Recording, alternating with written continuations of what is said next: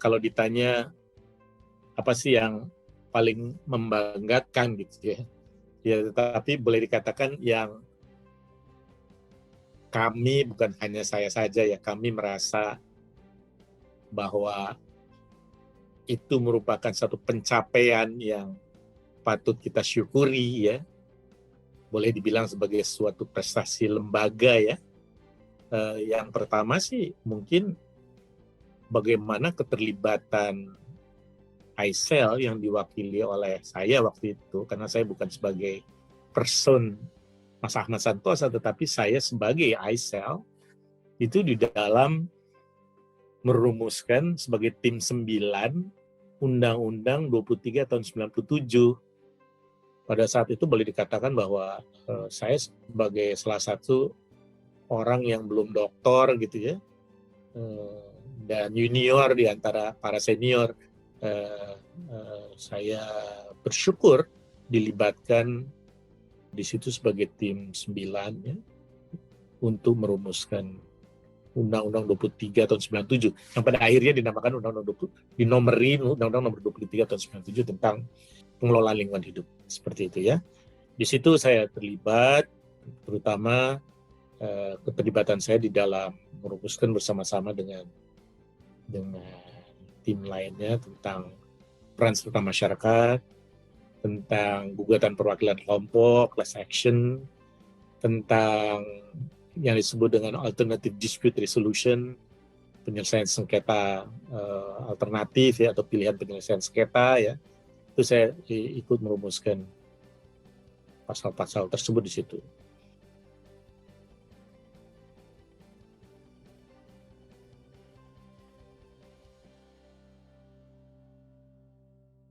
Kedua adalah pada saat masa reformasi ya, di mana pada saat itu presidennya Gus Dur ya, Presiden Abdurrahman Wahid almarhum, yang mengangkat Menteri Lingkungan Dr. Sony Keraf ya, dan beberapa hari beliau menjadi Menteri Lingkungan,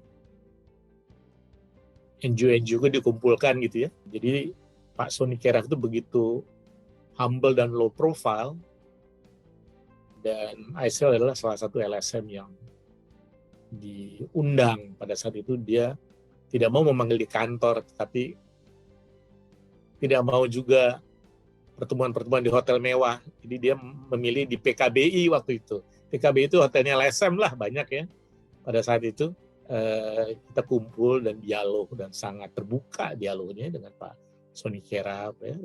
Dan beberapa kali saya dengan teman-teman ICEL, saya lupa siapa saja yang ikut waktu itu, memberikan masukan-masukan usulan.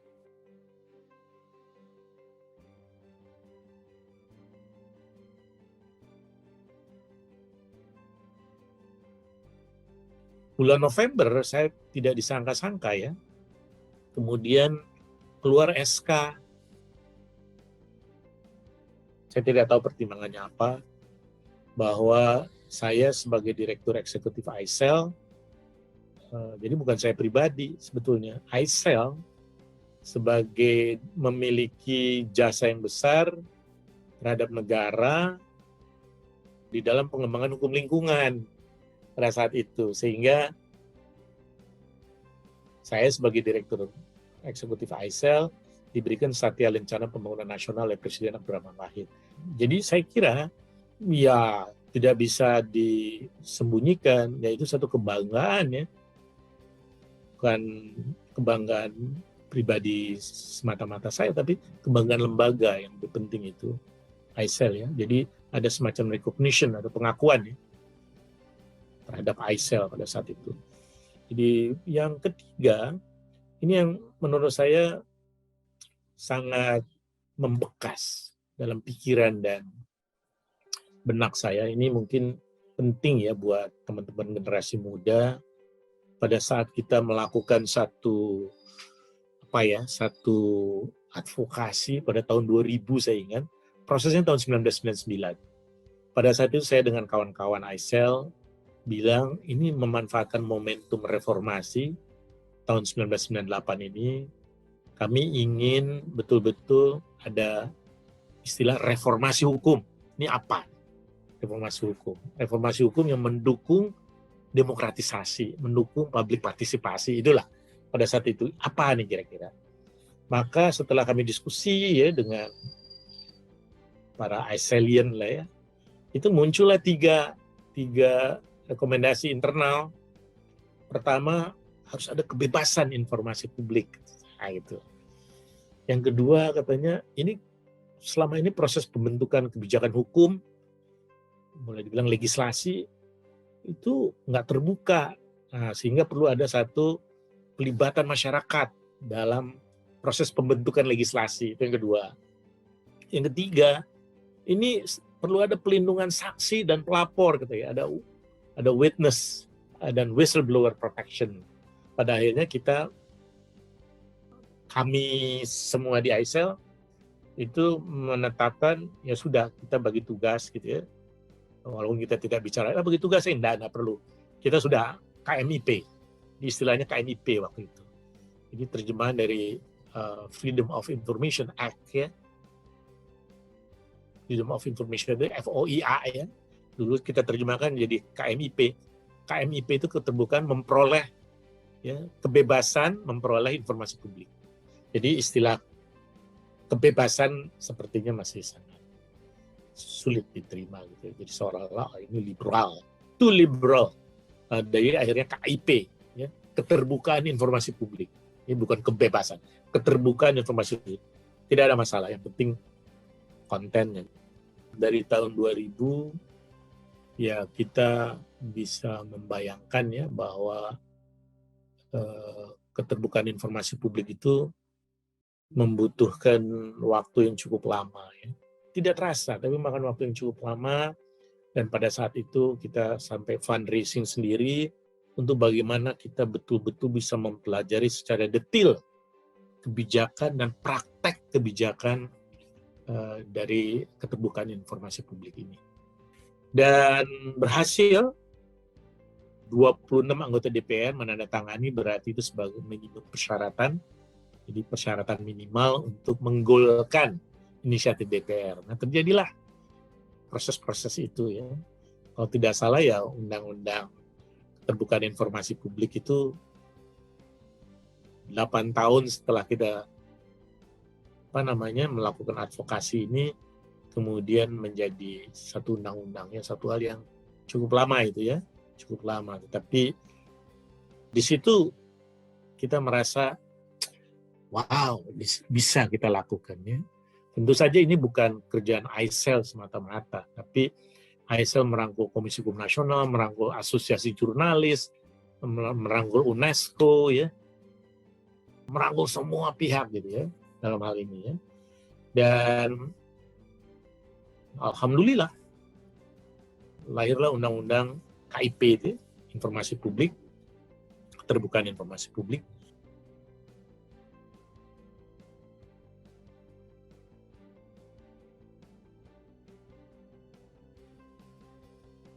Saya kira juga yang menjadi satu catatan ya, tanpa kita harus menepuk dada kita, ada 2 perma ya, peraturan Mahkamah Agung ya, tentang Court Annex Mediation dan peraturan Mahkamah Agung tentang gugatan perwakilan kelompok, class action.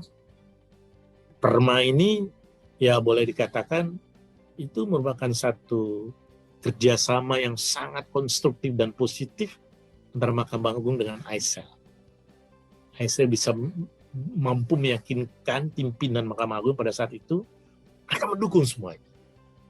Class action dan court annex mediation ya.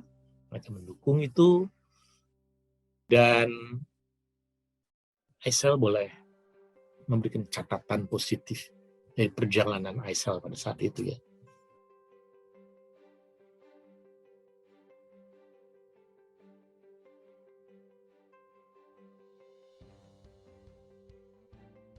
Kalau boleh secara jujur ya, saya melihatnya seperti ini.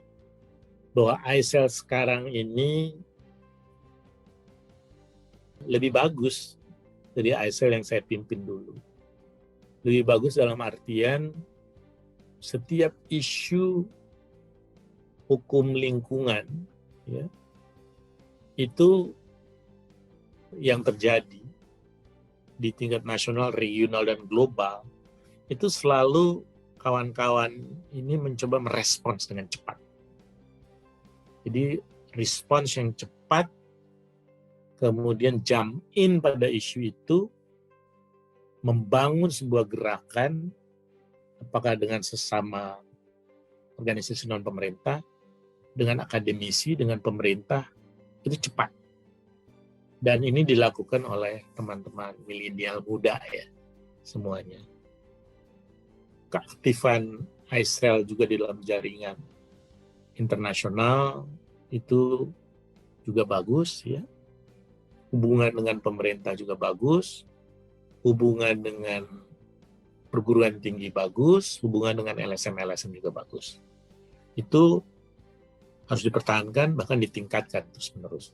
Jaringan advokasi atau jaringan perjuangan itu perlu dipertahankan terus-menerus. Dan yang kedua, ISEL itu akan selalu menghadapi tantangan dari masa ke masa. Tantangan itu berbeda-beda, ya, seperti itu. Tantangan yang sekarang dihadapi oleh ISEL adalah soal paradigma pembangunan.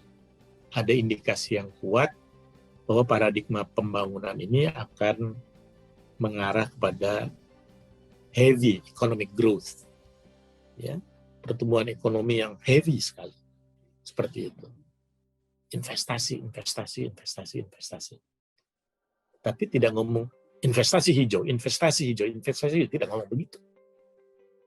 Nah, sudah jarang sekarang pejabat yang mengatakan sustainable development atau ecologically sustainable development. Apa artinya? Bisa jadi itu sesuatu yang justru ditakuti oleh pemerintah yang akan menerapkan heavy economic growth. Bisa jadi. Jadi it's not that easy ya. It's not that easy sekarang ini untuk bicara ecologically sustainable development. Apa keliru ya kita di dalam mengadvokasikan ecologically sustainable development? Tidak keliru, justru harus. Karena itu adalah constitutional imperative. Itu bukan teori.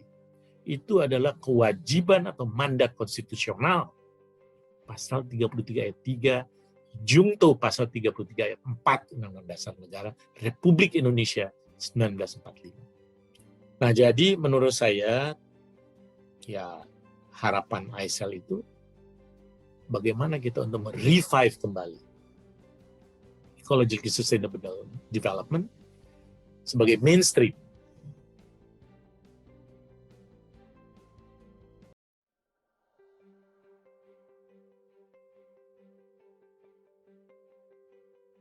Kenangan yang seru, yang menyenangkan, saya kira yang paling menyenangkan adalah pada saat itu ISEL itu menjadi satu tongkrongan dosen hukum lingkungan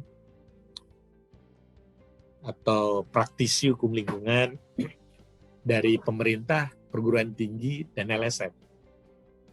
Sering kumpul di situ gitu, di ISEL. Dan itu satu hal yang membahagiakan buat saya.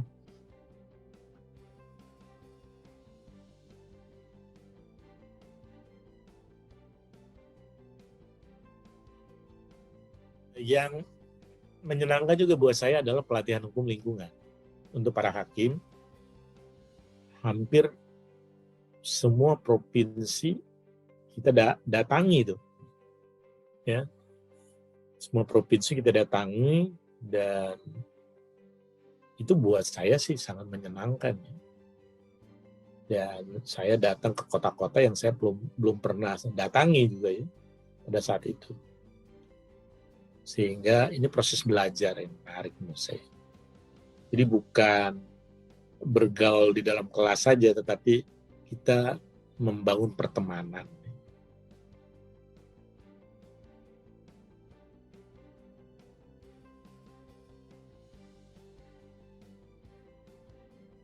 Saya ucapkan selamat ulang tahun Indonesian Center for Environmental Law ke-28. Semoga ICEL tetap produktif dan ICEL tetap memberikan kontribusi bagi Indonesia yang lebih baik, Indonesia yang lebih peka, dan Indonesia yang lebih berpihak pada kelestarian dan dukung ekosistem dan kesejahteraan serta keadilan masyarakat, terutama masyarakat yang termarginalkan.